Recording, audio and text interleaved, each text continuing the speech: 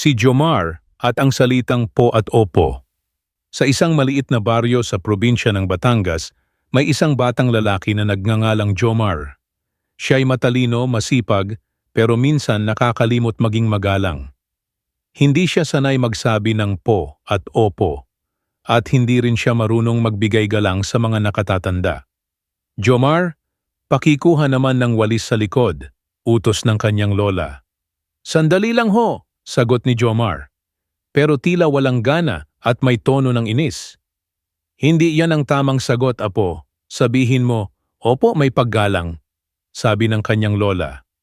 Pareho lang naman yon, lola. Walis lang naman, tugon niya. Hindi siya bastos, pero kulang siya sa asal na magalang. Hanggang isang araw dumating sa paaralan nila ang isang matandang lalaki na bihis at may kasamang ilang tao.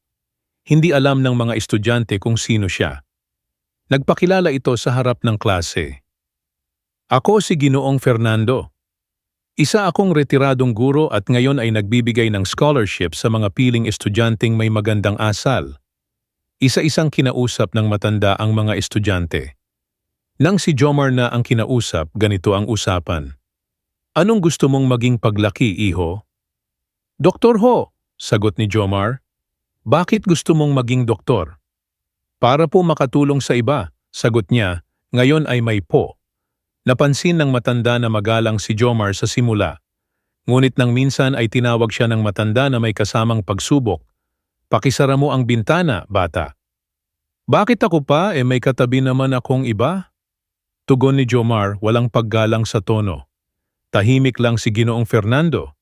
Kinausap niya ang guro at saka umalis. Kinabukasan, ibinalita ng guro. 4 sa inyo ang napiling bigyan ng full scholarship. Isa si Mila, si Jerome, si Ana, at hindi si Jomar. Nagulat si Jomar. Bakit hindi ako? Mataas naman ang grado ko. Lumapit ang guro at marahang sinabi, hindi lang talino ang tinitingnan sa buhay, Jomar, kundi ang paggalang. Kahit gaano ka katalino, kung wala kang asal, kulang pa rin iyon.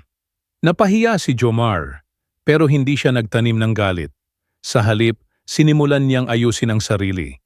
Natutunan niyang maging magalang sa salita at kilos.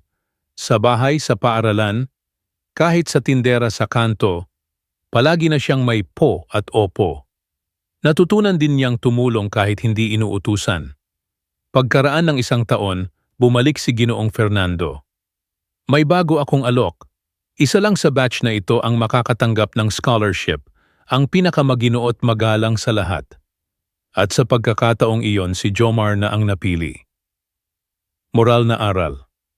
Ang pagiging magalang ay hindi lang magandang asal. Ito'y nagpapakita ng pagkatao. Sa mundo hindi lang talino o galing ang mahalaga. Minsan, isang simpleng po at opo ang magdadala sa iyo ng biyaya.